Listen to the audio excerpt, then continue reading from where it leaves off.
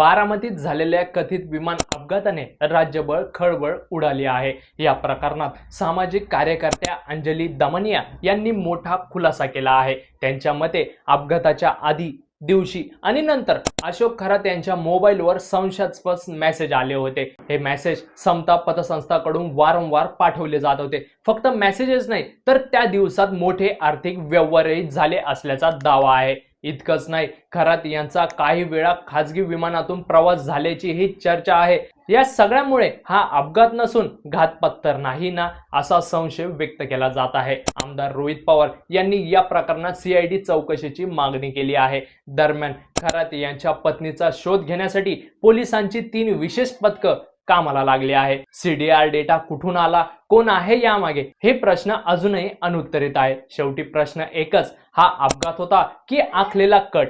तुमचं मत काय? कमेंट मध्ये नक्की सांगा।